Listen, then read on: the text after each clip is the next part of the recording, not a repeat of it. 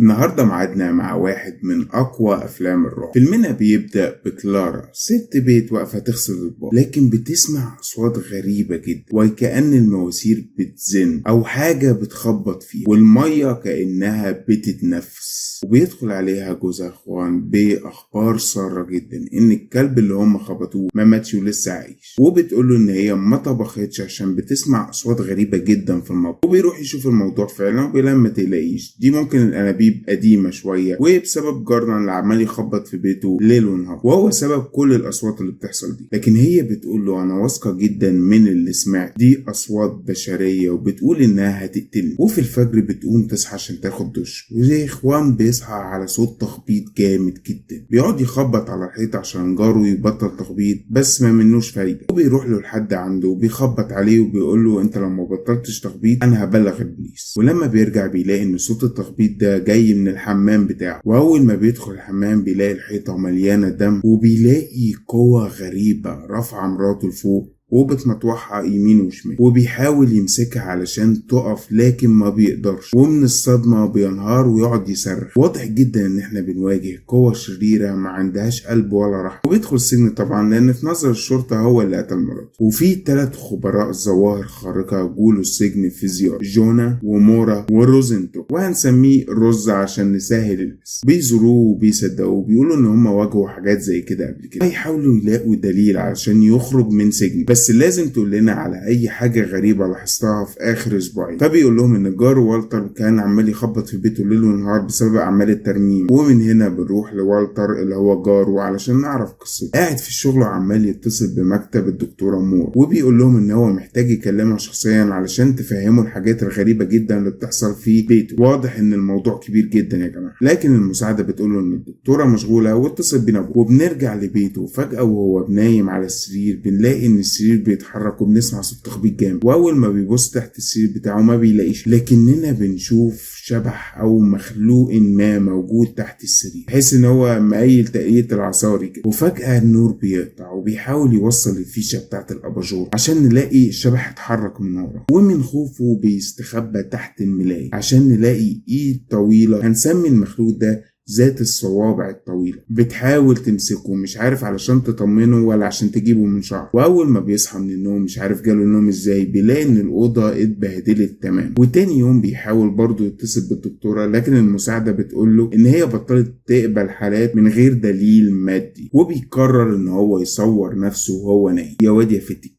لكن برضه بيصحى على صوت تخبيط وبيلاقي الكاميرا اللي هو كان حاططها واقعة على الأرض، وفي خيال ذات الصوابع الطويلة عمال يلعب على الحيط. وأول ما بيولع النور الخيال بيختفي من قدامه. ولما بيراجع الكاميرا واللي صورته بيلاقي إن في مخلوق واقف بيراقبه وهو نايم، فبيجري على طول عشان يجيب المسدس بتاعه. يحط المسدس على الأرض وبيبص في الفيديو بيلاقي إن المخلوق ده دخل الدولاب بتاعه. وفجأة بيلمح كده خيال المخلوق ده على المسدس وبيحاول يمسك المسدس عشان يضربه، لكن المخلوق كان ماكرا ومسك المسدس وعضه من ودنه. انا اظن ان هو عضه من ودنه لان الواد صرخ. وبنلاقي عيل صغير بره بيت والتر وبيشرب من الميه اللي موجوده بره البيت علشان يروي الزعل، لكن والتر بيظهر له من جوه بيقول له امشي من هنا، انا بحذرك تقرب من هنا. هنا الواد بيخاف جدا وبيرجع بظهره علشان يجي اتوبيس ويلوش وسط دهشه كل اللي موجودين. ومن هنا بنعرف علاقه جانو بالاحداث. بنلاقي فوانيس صديقه القديم بيتصل بيه وبيقوله في حالة لازم تيجي تشوفها بنفسك لان مفيش حد غيرك هيقدر يعرف ايه اللي بيحصل بالظبط. وام الواد اللي عمل حادثه ده بنشوفها ان هي قاعده وبتقول لجانو ان هو دخل عليها فجاه وقعد في مكان. طبعا جانو بيحاول يستوعب ايه اللي بيحصل قدامه ده، وبيدخل بنلاقي جثه الواد اللي الاتوبيس شاله قاعده على الترابيزه عادي جدا. فالظابط بيسال جانو هي ممكن تكون اليشا هي اللي خرجته، بيقول له لا لان ايد الجثه ممزقه من الحفر علشان يخرج من التربه، كده هو خرج من التربة بنفسه. بس ما تستبعدش حكاية ان اليشا خرجت، ممكن تفحص برضو ملابسها عشان تتأكد ان معلهاش تراب او ميكروبات ليها علاقة بالحفر ده. وبيطفي النور علشان يمشوا عشان يسمعوا الصوت كوباية بتقع، وبيبصوا بيلاقي ان الجثة اتحركت. وجانو قال على طول لفوانيس احنا لازم ندفن الجثة ونخلص من الموضوع، والا امه هتدخل عنبر 9 في مستشفى المجانين، لان طبعا محدش هيصدق كل الكلام اللي بيحصل. فسألوا هنقول ايه للضباط بتوعنا؟ قال له قول لهم ان دي غازات، الجثة بتطلع غازات، واستعد ان احنا نخدر الام قبل ما ندفنه علشان مش هتسيبنا نخرج بيه. وراح للجدة وسألها انت جاية اشتغلي ايه؟ بس ما ردتش عليه. واول ما بيخرج بيشوف مورا بتصور قدام بيت والتر، وبنكتشف ان هو الصور اتبعتت على طول من الكاميرا، الصور اللي صورها اتبعتت على طول على الايميل بتاع الدكتورة، وبالتالي اعتبرت الصور دي دليل مادي على وجود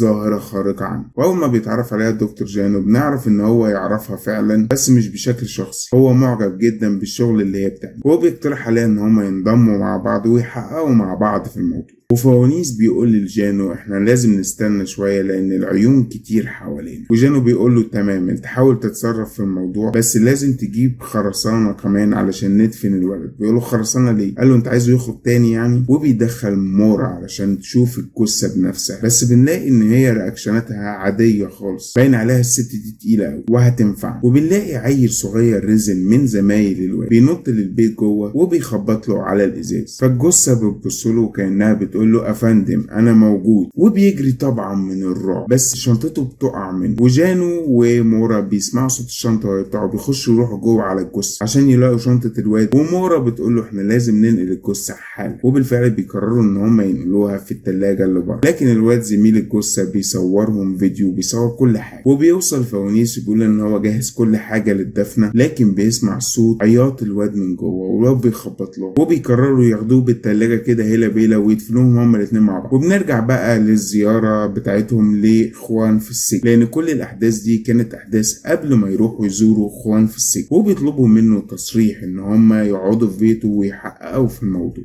وهو بيوافق طبعا ويتمنى لهم كل التوفيق. وبالفعل بيروحوا البيت ويحطوا بقى ادواتهم، وبنعرف ان فوانيس بياخد مضادات تجلط عشان ما يجروش ازمات قلبيه عشان هو مريض، ده غير كده ان هو سمعه تقيل. ورزة بيقول له على فكره الخوف معدي فيضغور يطفو. وهما في المطبخ بيروحوا يلاقوا المعالق والسكاكين متعلقه كانها طافيه من تحت، وهوبا واحده منهم رشقت في ايد رز، وبيسمعوا الصوت غريب كأن حد بيمص دم، وبيستعد على طول فوانيس ان هو يضرب في المليان، لكن المعالق بتتحرك ورزة بيقول له ما تضربش النار وبيفك ايده. ورزة بيتصل بمورا ويقول لها ان هم ماشيين على الطريق الصحيح. في حاجات بقى بدأت تتحرك لوحدها، ورزة بيقول لمورا في التليفون طبعا ان هم دلوقتي في العش، وبيحاول فوانيس ان هو يمسح الدم، بس لما بيتتبعه بيلاقيه ان هو داخل كده لجوه، فبيقرر ان هو لا ده حلو قوي كده يا معلم انا ماليش في الكلام ده، وبيقرر ان هو يخرج. وفوانيس بيتصل بجونا وبيقول له انا لازم امشي من هنا انا مش بتاع الكلام ده. وجونا بيحاول يطمنه بس بيساله انت فين جوه البيت، فبيقول له في المطبخ. بتسال ليه؟ بس ده لان جونا عمال بيشوف حاجه غريبه جدا، بيشوف كائن موجود ورا الشباك، بس لما بيروح يمين وشمال الكائن ده بيظهر ويختفي حسب زاويه رؤيه جانو دي، لحد ما فجاه يقوم ظاهر قدامه، وانا ساعتها عملت كده.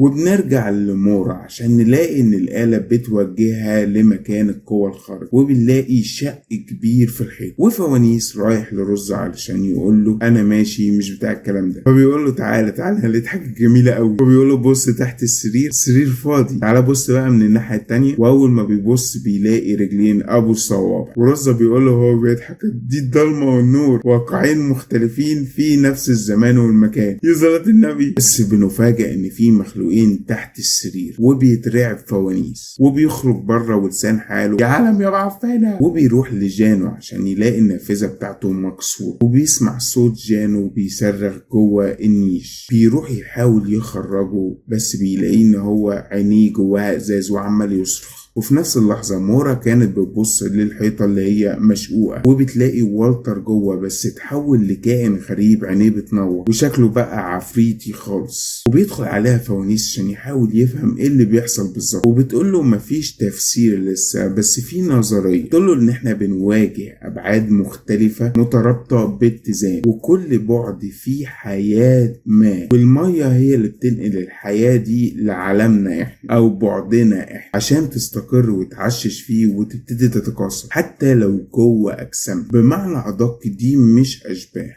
دي مخلوقات من بعد تاني، ومش بنشوفها إلا لو بصينا عليها بزاوية معينة، وبتتنقل لعالمنا بشكل جزيئات دقيقة جدا موجودة جوه المية. وفوانيس بيقول ازاي نقدر نتخلص منها، فبتقول له ما نعرفش، وبتخرج ايد كبيرة بتسحب راسها وتدخلها جوه الحيط عشان ما يستحملش طبعا والتر اللي حصل، وبتجيله أزمة قلبية وبيقع على الأرض وقلبه خلاص كان هيقف، وبنلاقي المخلوق بيحاول يقرب منه، وأول ما بيستجمع القوة بتاعته بنلاقي أليشا دخلت عليه بتقول له أنا عرفت كل حاجة وشفت الفيديو اللي الواد صوره، أنت ازاي تعمل فيا كده وازاي تاخد مني ابني؟ يقول لها أنا عملت كده علشان أحميك، وبيخرج معاها عشان يلاقيها حاطة الواد جوه العربية، فبيقول لها لأ مع نفسك انت بقى غدا القاك، وبيركب عربيته علشان يمشي عشان تخرج له. ما اظن ان هي دكتوره مورا، وهي بتصرخ وتقول له لسه في وقت لازم تنقذنا، بيعذبونا هنا، وهو بقى خد الجلابيه فوق واجري يا مجدي. وبنرجع لرز علشان نلاقي باب الدولاب اتفتح لوحده، طبعا احنا هنفترض ان هو مات، وفوانيس قاعد في العربيه بيحاول يستجمع قواه. صاحبه انريكي ضابط زميله بيتكلموا على اللاسلكي، بيقول له ان هو دلوقتي عند البيت بتاع والتر وشايف جونا بيتصرف تصرفات غريبة جدا، فبيقول له انت هرب بسرعة من هناك. وبيفكر لوهلة الحياة قصيرة، يا تعيش راجل يا تموت حيوان. وبيروح على البيت يرش بنزين، وبيلاقي جثة إليشا فبيرشها هي كمان بنزين، وبيلاقي باب كده بيحاول يفتحه عشان يبص ايه اللي جوه، بتخرج له الجثة بتقول له عيب كده، فيقوم قافل الباب ويرش بنزين. اول ما بيخرج عشان يولع عود الكبريت جونا بينفخ فيه وبيطفوه له، فبيطلع المسدس ويولع النار. وبتروح الشرطة لاخوانها عشان يحققوا في اللي حصل ده، وبيسألوه عن الثلاث دكاترة وفوانيس، وبالفعل بنعرف منهم ان فوانيس